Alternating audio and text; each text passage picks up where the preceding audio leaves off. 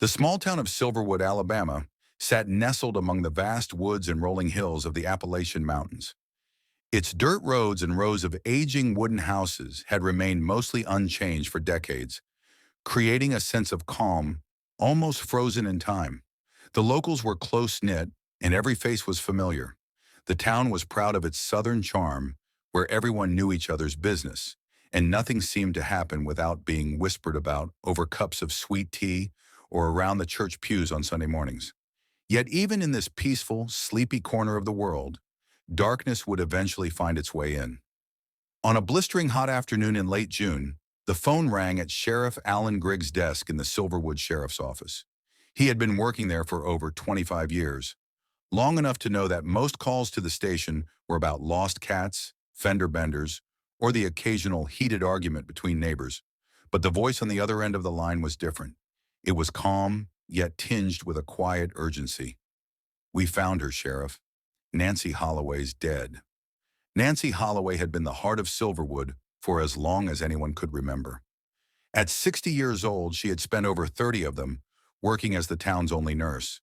Her gentle hands had cared for the sick, mended broken limbs, and offered comfort to the elderly residents who needed help the most. Her house stood at the edge of town, a modest brick home with a garden full of wildflowers she tended to every spring. For most of Silverwood, Nancy was a symbol of kindness and stability. She had no family in the area, but she was beloved by everyone. It was difficult to imagine anyone wanting to harm her. Griggs grabbed his hat, the worn leather creaking as he placed it on his head. He had a bad feeling in his gut as he headed to the address given to him on the phone. Nancy's home was just a few miles out of town, nestled in a quiet neighborhood where the streets were lined with thick oaks and magnolia trees. As he pulled up to her house, a sinking feeling hit him. Yellow crime scene tape blocked off the front porch. The front door stood wide open, a dark void inside. The usual welcoming, peaceful atmosphere of Nancy's house felt wrong, empty. Griggs' boots crunched on the gravel driveway as he stepped out of his patrol car and made his way to the front door.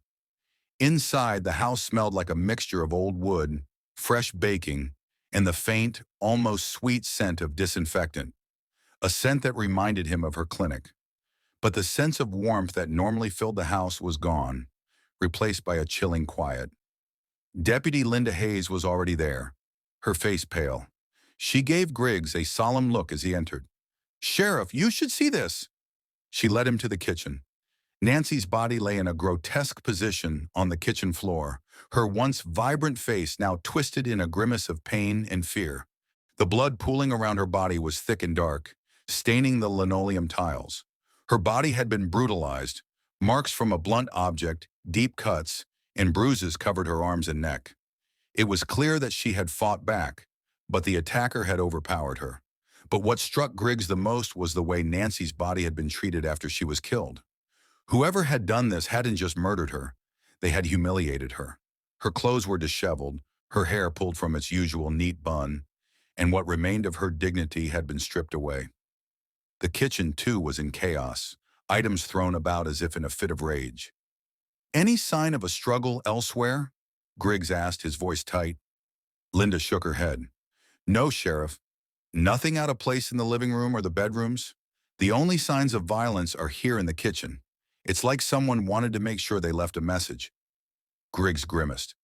"A message," he repeated softly, his mind already racing through possibilities. Who would do this to Nancy?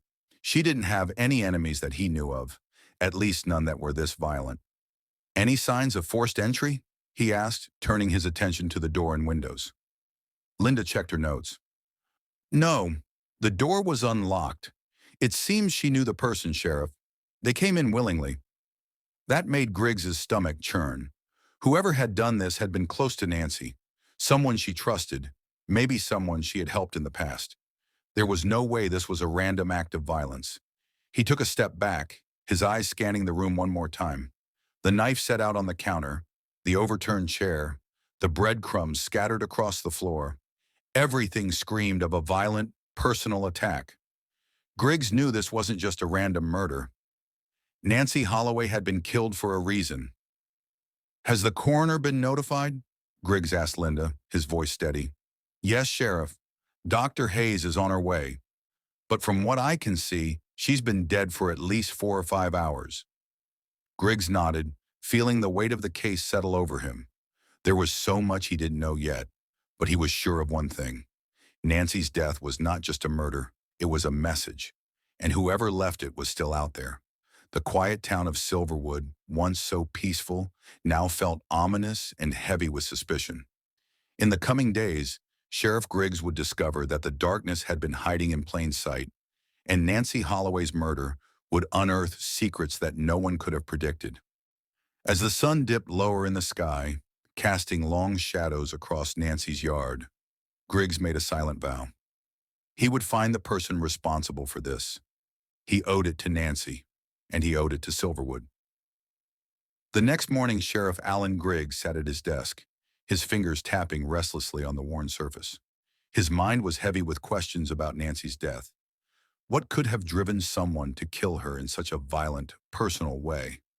And why would someone want to hurt the woman who had always cared for others with such compassion? Griggs had worked in law enforcement long enough to know that the most dangerous cases were the ones that seemed to come out of nowhere. A calm town suddenly rocked by violence, no clear motives and no obvious suspects. He needed answers, and to find those answers, he needed to start at the beginning. Nancy had spent most of her life working at the Silverwood Medical Clinic, a small but essential part of the community. It wasn't much, just one long hallway with a few rooms for exams and a couple of offices, but it was the lifeblood of the town. And it was there, Griggs decided, where he would start his investigation. When Griggs arrived at the clinic, he was greeted by an unusual quietness. Normally, the waiting room would be filled with patients, many of whom were regulars, coming in for checkups or prescriptions. But today, the place felt almost deserted. A few people sat scattered in the waiting room, their faces somber, but the usual hum of conversation was absent. Even the reception desk, where Kelly Thompson usually greeted people with her wide, cheerful smile, was eerily still. Kelly, a young woman in her mid-20s, stood behind the desk, her eyes swollen from crying. Griggs recognized the grief in her face immediately. She had worked with Nancy for years, and he knew how close the two had been. The sheriff felt a pang of sympathy as he approached her. "Kelly," he said gently, "I know this is a tough time, but I need to ask you a few questions." Kelly wiped her eyes, nodding quietly. "Of course, Sheriff. Anything. If I can help, I will." Griggs took a seat across from her, his eyes softening. "I know Nancy meant a lot to you, Kelly. She meant a lot to all of us. But I need to know everything I can about her. Who she saw recently, who she talked to. You're one of the last people to have been around her. Anything you can tell me could help." Kelly sniffled, trying to compose herself. She paused for a moment as if gathering her thoughts. She was, well, she was still coming into the clinic up until yesterday. It's like she never stopped working. But she was upset. Lately, she'd been more withdrawn. Not like her usual self. She said it was nothing, just feeling tired. But I could tell there was something bothering her. Griggs leaned forward, his curiosity piqued. Did she mention anyone in particular? Someone who might have been making her feel this way? Kelly hesitated, glancing around the room as if she were worried someone might overhear. When she spoke again, her voice was low. "There was a patient. Roy Davidson." "Roy Davidson," Griggs repeated. He recognized the name. Roy Davidson was a local, an older man in his late 50s who had lived on the outskirts of Silverwood for years.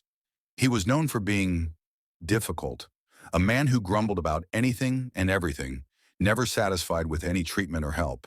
He had been a frequent visitor to the clinic, and from what Griggs knew, the man had a history of anger issues. Kelly nodded, her eyes downcast. Roy had been coming here for months, complaining about everything. His blood pressure, his back pain, you name it. But lately, he's been saying things about Nancy. Bad things. He said she wasn't doing enough to help him. He was blaming her for his problems. He kept calling her a failure. Kelly's voice faltered. It didn't make sense. She was always so kind to him, always trying to help. But Roy, he kept saying it was her fault, that she couldn't fix him. Did he threaten her? Griggs asked, already feeling the weight of suspicion settle in his gut. No, Not directly, but he was angry. And he told me once that if Nancy couldn't help him, he'd make her pay for it. I didn't think much of it at the time. I thought he was just venting. But now, I don't know. It sounds different, doesn't it? Griggs's brow furrowed. A man who had no problem voicing his frustrations, someone who was known for lashing out at anyone who dared to challenge him. The idea of him lashing out at Nancy made sense. But could someone like Roy actually kill her? Where can I find him? Griggs asked, standing up. I need to talk to him. Kelly's expression was hesitant. He lives outside of town, Sheriff, about 5 miles down a Route 9. It's a small cabin, almost hidden in the woods. He doesn't get out much, but if you want to find him, that's where he'd be. Thank you, Kelly. I know this is hard, but you've helped a lot, Griggs said with a nod. If you think of anything else, anything at all, don't hesitate to contact me. As Griggs walked out of the clinic and got back into his patrol car, the pieces of the puzzle began to shift. Roy Davidson seemed like the most likely suspect so far.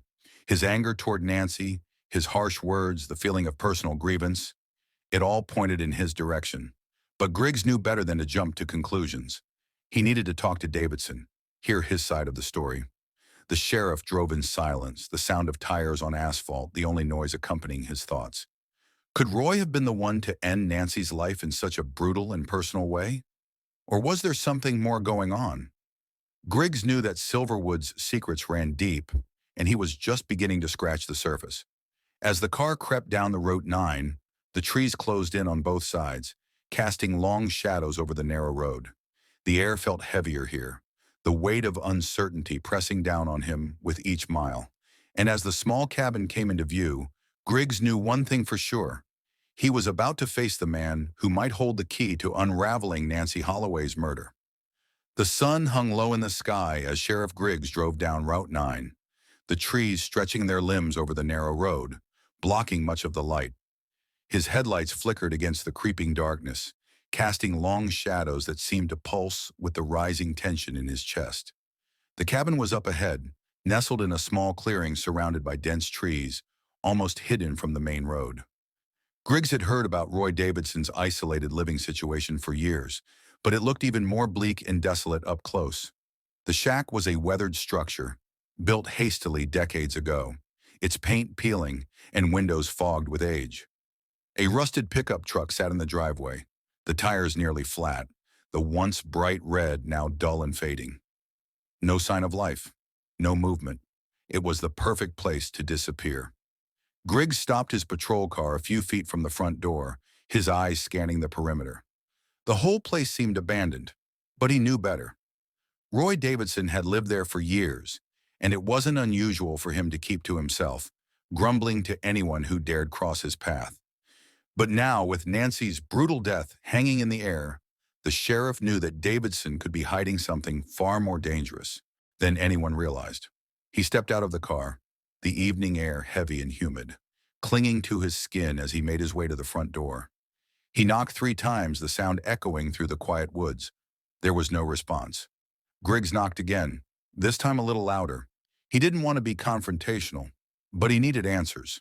If Roy Davidson was involved in Nancy's death, he wasn't going to let him slip away into the shadows. After a few moments, the door creaked open, and Griggs was met with a pair of tired, bloodshot eyes. Roy Davidson stood before him, his wiry frame hunched slightly, a scruffy beard hanging from his chin, and a cigarette dangling from his lips. He looked like someone who had given up on life, someone who had long ago made peace with the decay around him. "Sheriff," Roy said, his voice gravelly, "what's this about?" Griggs didn't waste any time. "I need to ask you some questions, Mr. Davidson. It's about Nancy Holloway." At the mention of Nancy's name, Roy's eyes narrowed slightly, but he didn't seem overly shocked. There was a moment of silence before he stepped back and waved Griggs inside, his tone soft but reluctant. "Come on in. It's not like I'm going anywhere." Inside, the cabin was dark and dimly lit.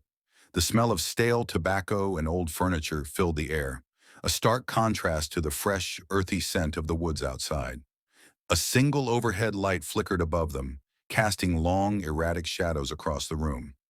The place was sparsely furnished, with mismatched furniture and cluttered shelves filled with old cans and bottles.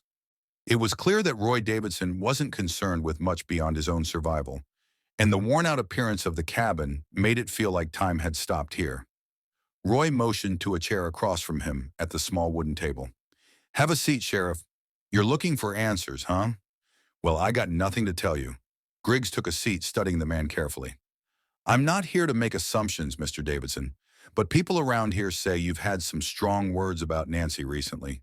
Some of those words weren't too friendly." Roy snorted, taking a long drag from his cigarette. "That old nurse?" "Yeah, I said a few things." "You gonna arrest me for speaking my mind?" "I'm not arresting anyone yet, Roy," Griggs replied, his voice firm. "I'm just trying to figure out what happened to her. She's dead, and I need to know what you know." Roy's eyes darkened slightly, and he leaned back in his chair. "I don't know nothing about it. You think I killed her?" Griggs was still watching him, looking for any sign of guilt. "I'm not accusing you, but I know you weren't exactly happy with her lately. I'm told you blamed her for your health problems. Said she didn't do enough." Roy's face twisted into a bitter smile, his lips curling as he exhaled smoke. "I never liked her. Never liked the way she acted like she was better than me, all holier than thou, always acting like she had the answers. I went to her for help, but she never fixed nothing. Every time I went to see her, I left feeling worse than when I got there." Griggs leaned forward. "Did you ever threaten her, Roy? Did you ever tell her something like she'd pay for not fixing you?" Roy's face became harder, his eyes narrowing with anger. "I didn't threaten her. I said what was true. She didn't do enough, but I didn't kill her. If I had, you wouldn't be talking to me right now, Sheriff. You think I'd be hiding in this dump? I got better things to do than killing some nurse." Griggs studied him carefully. There was an edge to Roy's voice that spoke more of frustration than malice. But there was something about the way he avoided direct eye contact that made Griggs uneasy. The anger was there, but it didn't quite add up to murder. Still, he couldn't rule Roy out yet. "I don't believe you killed her, Roy," Griggs said finally, standing up. "But I do believe you know something. Something that could help us understand who did. Nancy didn't deserve to die like this, and the people in this town are hurting. They deserve answers. So, if you know anything, now's the time to tell me." Roy stayed silent, his gaze flickering to the half-empty bottle of bourbon on the table. He looked like he might say something, but then his shoulders slumped and he took another drag from his cigarette. "Don't know anything, Sheriff," Roy muttered. "But I'll tell you this. She wasn't perfect. Nobody is. But whatever happened to her, it was personal. I know that much. Whoever did this, they knew her. And they didn't just want her dead. They wanted her humiliated." Griggs nodded slowly. Roy might not have been the killer, but his words were telling. Whoever had killed Nancy had wanted to make a statement. It wasn't just about ending her life. It was about making her suffer, sending a message. "All right, Roy," Griggs said, his tone softening slightly. "I'll take you at your word for now. But if you think of anything at all, don't hesitate to call me. You know where to find me." Roy didn't answer, but he nodded slowly, his eyes downcast. Griggs walked out of the cabin, the heavy door creaking behind him. The sheriff had learned little about Roy's involvement in the murder, but his words lingered in his mind. Whoever did this, they knew her, and they didn't just want her dead. They wanted her humiliated. The sheriff's gut told him this was just the beginning. The truth was out there, buried beneath layers of secrets, and he wasn't going to stop until he unearthed every last detail. The killer might be hiding in plain sight, and Griggs was determined to find them. But one thing was certain. Nancy Holloway's death was no random act.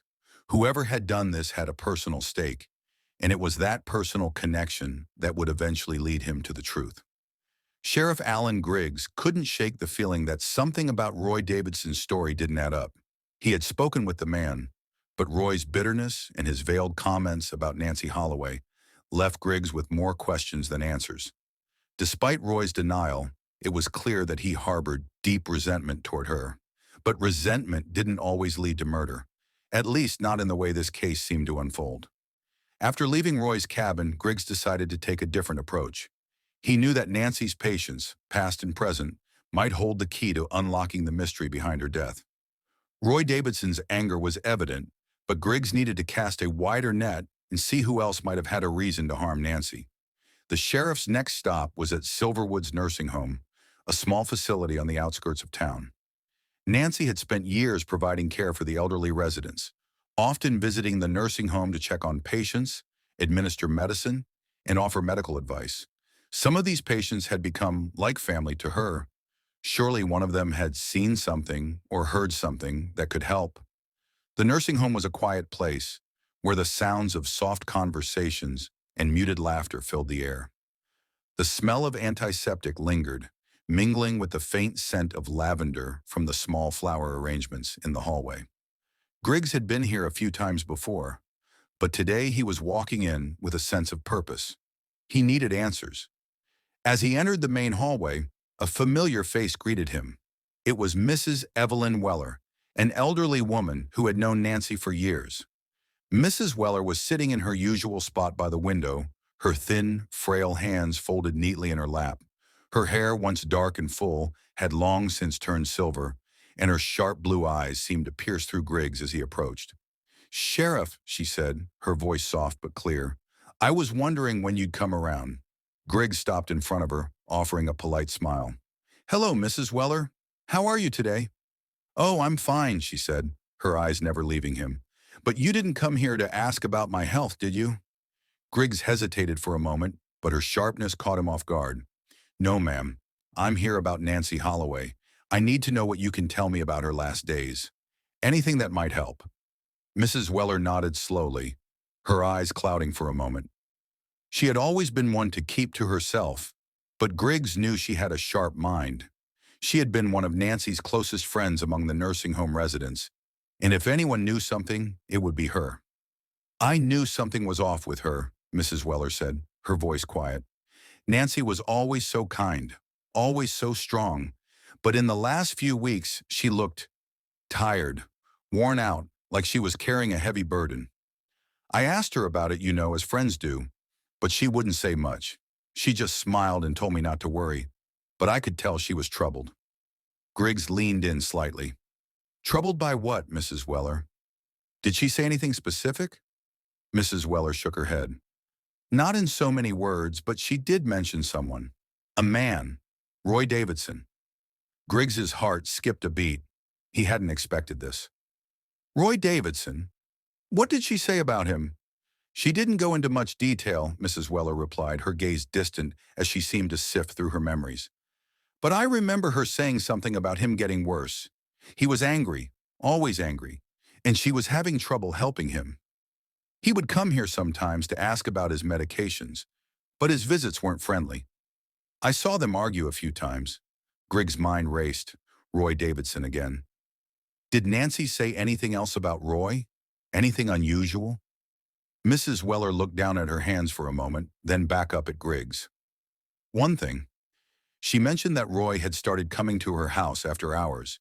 She didn't like it, but she didn't want to turn him away. She said he was becoming more desperate, and there was something in the way she said it. She was worried. Not just about him, but about herself." Griggs felt a chill run down his spine. She was worried about herself.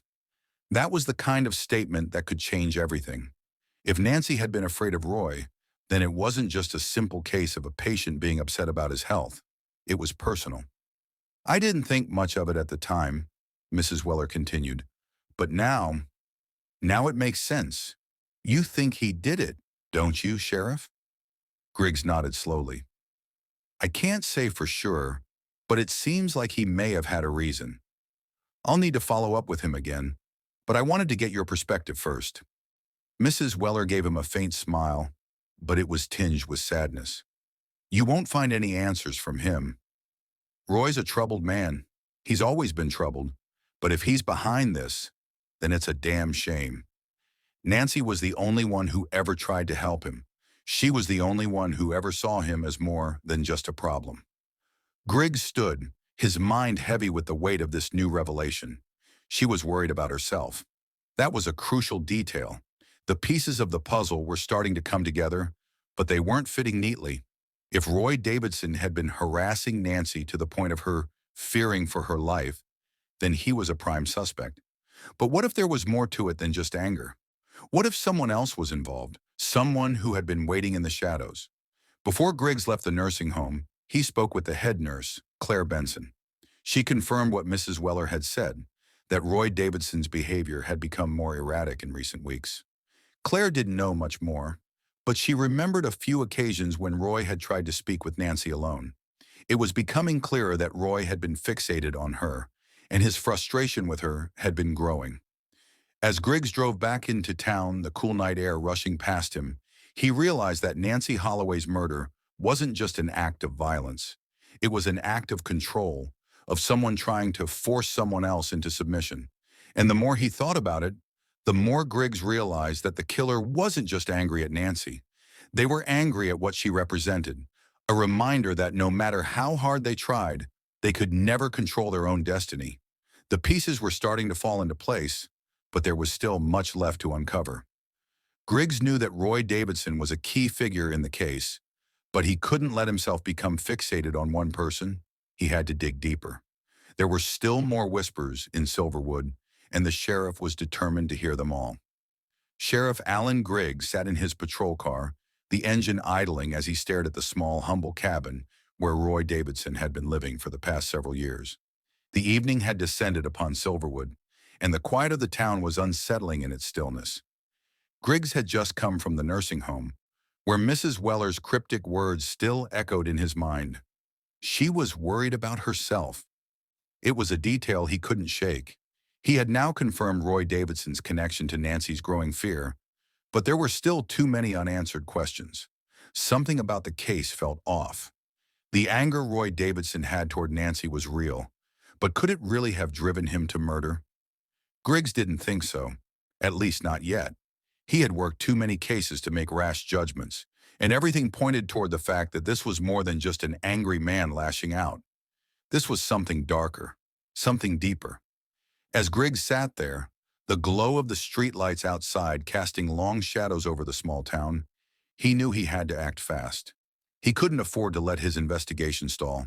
The truth was out there, hidden in the undercurrent of small-town whispers and troubled lives. And Roy Davidson might be the key, if he was willing to unlock the door. Griggs had decided to return to Roy's cabin. There was something nagging at him, a feeling that Roy might be hiding more than he had let on. The sheriff wasn't about to let a few evasive answers stop him from finding the truth. With a deep breath, Griggs turned the key, and the patrol car rolled forward, the gravel crunching under the tires as he made his way back to Roy's isolated cabin. It was time for another conversation. One way or another, Griggs was going to break through. Roy wasn't at the cabin when Griggs arrived. The truck was gone, but the door was slightly ajar, as if someone had been in a rush. Griggs didn't hesitate. He stepped out of the car and walked toward the entrance. His boots creaked on the old wooden porch as he pushed the door open slowly, not knowing what he would find inside. The cabin was dark and musty, the air stale from years of neglect. Griggs had seen homes like this before, empty shells of their former selves filled with memories and ghostly remnants of the lives that had once occupied them. The sheriff felt a strange sense of dread as he stepped inside. The furniture inside was old and sparse, much like the rest of the house. There were a few bookshelves stacked with worn paperbacks and medical journals, a coffee table cluttered with half-empty bottles of liquor, and a single lamp on the end table that barely lit the room. But it wasn't the clutter that caught Griggs's eye. It was the letter on the coffee table. It was an envelope, unopened, addressed to Nancy Holloway in jagged, almost frantic handwriting. Griggs's heart skipped. He had been to this cabin before, but he had never seen this letter. It looked recent. He picked it up carefully, scanning the front. The name Nancy Holloway was written hastily, the ink smudged in places as if the person had written it in a rush. Griggs turned the envelope over, his fingers trembling slightly as he broke the seal. Inside was a single crumpled sheet of paper. The handwriting was nearly illegible, but Griggs could make out a few key words. "You failed me. I will make you regret it. You should have helped me."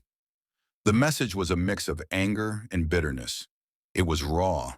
It was personal. and it sounded like someone who had been pushed to the edge. Griggs swallowed, his mind racing. This letter was likely the last straw, the final confirmation that Roy Davidson had been spiraling. But it still didn't answer the bigger question. Did he kill Nancy?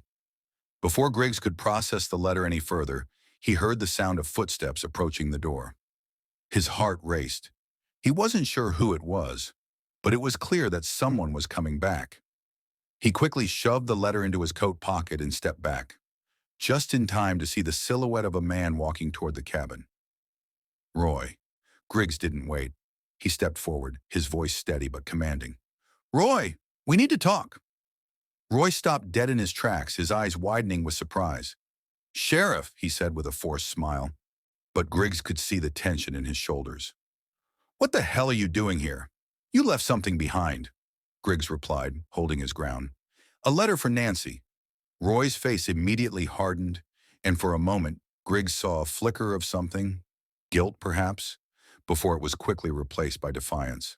"I didn't leave anything behind." "What letter?" Griggs took a step closer, his eyes fixed on Roy's. "Don't lie to me. I found it on your coffee table. You want to explain what it says?" Roy shifted uneasily, then let out a bitter laugh. "You're wasting your time, Sheriff. That letter, it's nothing. Just me venting. Nancy had it coming. She was the one who—" "Stop right there," Griggs interrupted, his voice sharp. "You wrote that letter, Roy. I know you did. And you threatened her in it. You've been lying to me from the start, but I'm done with the games. Tell me the truth.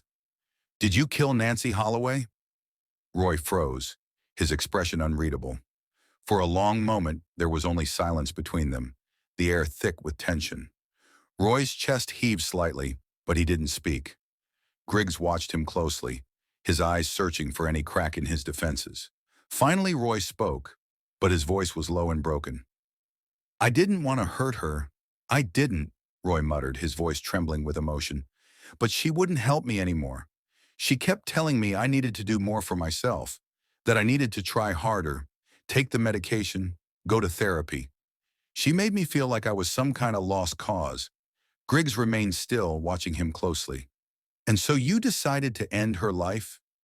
Roy's eyes flickered to the ground. "No, no, it wasn't like that.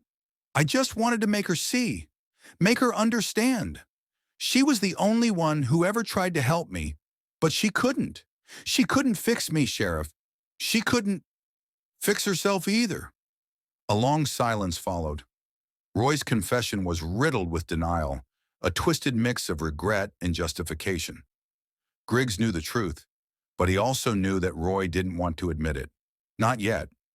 Roy had indeed killed Nancy Holloway, not out of cold malice, but out of desperation, frustration, and a twisted sense of betrayal. Griggs let out a slow breath and took a step back. "You killed her, Roy, and now you're going to have to answer for it." The room was heavy with the weight of Roy's guilt, the truth hanging in the air like a suffocating fog. Griggs didn't need any more words. He knew this was the moment everything had led to. Roy Davidson had been the one to take Nancy's life, but it was the slow unraveling of her trust, her compassion, and her final, desperate effort to help a broken man that had pushed him over the edge. With one final look at Roy, Sheriff Griggs reached for his radio, his voice calm but resolute. "We have an arrest to make." Sheriff Alan Griggs leaned back in his chair, the weight of the confession sitting heavy on his chest. The small, dimly lit office in the sheriff's department felt suffocating, the fluorescent lights buzzing overhead as Griggs stared at the paperwork in front of him. Roy Davidson had confessed. He had admitted to the murder of Nancy Holloway, but there was still something nagging at Griggs, a piece of the puzzle that wasn't quite fitting. The confession had been difficult for Roy, but in the end it was clear he wasn't entirely ready to accept the consequences of his actions. His mind had been clouded by a sense of being wronged, his personal battles manifesting in his anger toward the woman who had tried, in her own way, to help him. But it wasn't the confession itself that bothered Griggs. It was the why, the larger story behind the crime that still seemed incomplete. Griggs thought back to the conversations he'd had with Nancy's friends, her co-workers, and the people who had known her. They all painted a picture of a woman who had been selfless, patient, and kind. Nancy had never turned anyone away, especially not people like Roy, who had clearly been struggling with his own demons. But there was something more to the relationship between them, something that had built up over time, something Griggs needed to understand before the case could truly be closed. Roy Davidson's life had been marked by a pattern of self-doubt and frustration, a cycle of pushing people away, only to cling to them when he felt cornered. Nancy had become a figure of hope in his life, someone who had been there for him during the darkest moments, but had also reached her limit. That had been the catalyst for the murder, the final straw in a complex relationship that had spiraled into violence. But there was still one more thing Griggs needed to investigate. The letter, the one Roy had written to Nancy, was more than just a piece of evidence. It was a cry for help, a reflection of Roy's deteriorating mental state. But the words in that letter also hinted at something darker, something that was not just about Roy's relationship with Nancy, but about a sense of entitlement and ownership. Griggs sat up, his fingers drumming against the table as he thought about the letter again. Roy had written it with an urgency that bordered on desperation. "You failed me. You should have helped me." It was a clear message that Roy felt betrayed. But who else could have been involved in this twisted dynamic? It was then that Griggs had a thought. What if Roy hadn't acted alone? What if there was someone else who had fueled his anger, someone who had encouraged his sense of betrayal, someone who had convinced him that Nancy needed to be punished? Griggs had been so focused on Roy that he had overlooked one key detail: Roy's life outside of his interactions with Nancy. He needed to dig deeper into Roy's background, especially into his relationships with others, and see if there was someone else who could have influenced his actions. The sheriff stood up abruptly, his chair scraping against the floor as he grabbed his jacket. He was heading out to Roy's cabin again, but this time with a different mindset. He wasn't just looking for more evidence to confirm Roy's guilt. He was looking for something that would connect the dots in a way he hadn't seen before. The sun was setting by the time Griggs arrived at Roy's cabin once again. The place was quiet, almost too quiet, and Griggs felt a sense of unease wash over him as he walked toward the door. The letter he had found earlier weighed heavily on his mind. It had been personal, intimate even, but there was something about it that didn't quite make sense. Roy had written it with venom, but it wasn't just Nancy he was angry at. There was more. Griggs opened the door slowly, his boots creaking as he stepped inside. He had come back to search for anything that might offer a clue about Roy's other relationships. He moved around the cabin, his eyes scanning the room with purpose.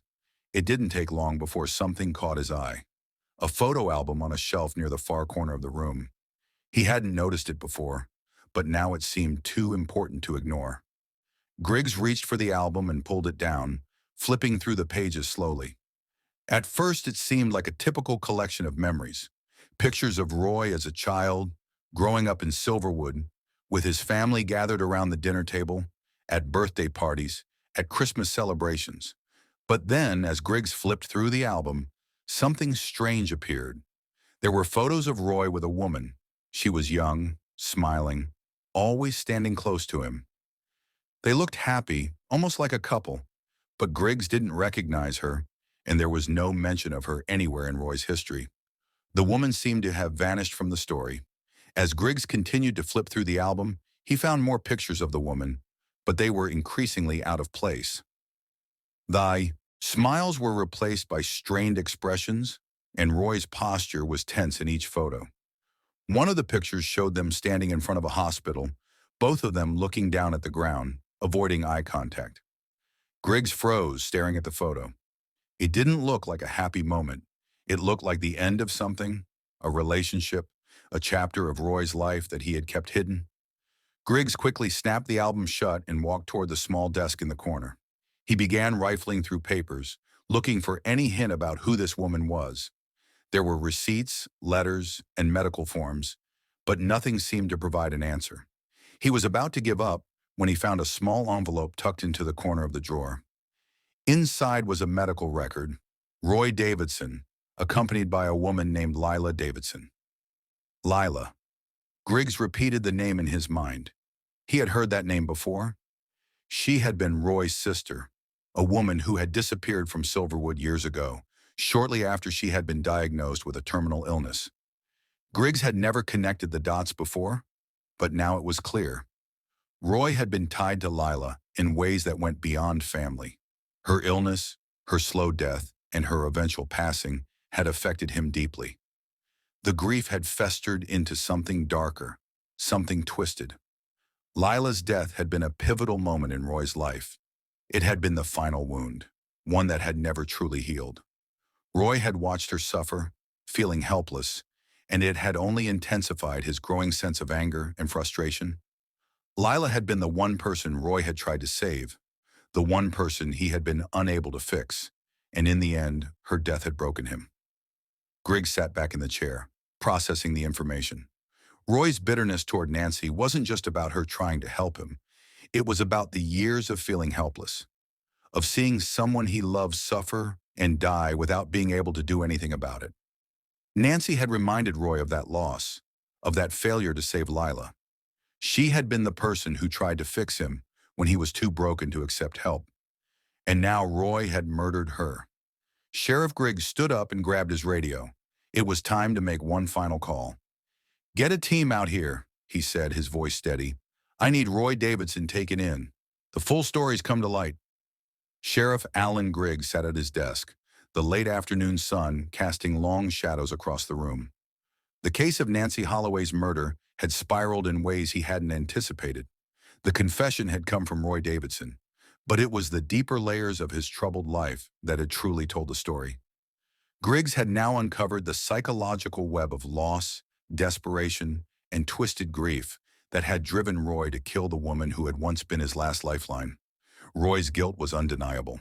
But as Griggs sat in the silence of his office, waiting for the team to finish securing the cabin and bring Roy in, he couldn't help but reflect on the broader tragedy that had unfolded. This wasn't just a case of a murder, it was the story of a man who had lost his way, whose past haunted him until it festered into violence. It was the story of a community that had overlooked the cracks in its most vulnerable residents. And it was the story of Nancy Holloway, a woman who had tried, in every way possible, to help someone who could not be saved. As the clock ticked on, Griggs's thoughts were interrupted by the crackle of the radio. "Sheriff Griggs," the voice on the other end said, "we've got him. Roy's in custody." Griggs stood up and grabbed his jacket, slipping it on as he walked out of the office and into the small holding room where Roy Davidson now sat. The stark fluorescent lights flickered above, and the air smelled faintly of disinfectant and old wood. Roy was seated on the other side of the thick glass, his face pale and drawn. The anger that had once been so evident in his eyes had now dulled into resignation. He knew what was coming. Griggs walked into the room and took a seat across from him, the cold metal chair creaking under his weight. There was a long pause before Roy spoke, his voice low and hoarse. "I didn't mean for it to happen," Roy said, his eyes staring at the table between them. I just couldn't handle it anymore." Griggs didn't respond immediately. He had heard all the excuses before, the remorse laced with justification. Roy's words meant little now. They were just another layer in the story he had been piecing together over the past few days. Instead, he focused on the facts. "You killed Nancy Holloway," Griggs said flatly. "You may not have meant to, but you did. She trusted you. She was trying to help you, and you repaid that trust by ending her life." Roy flinched but said nothing.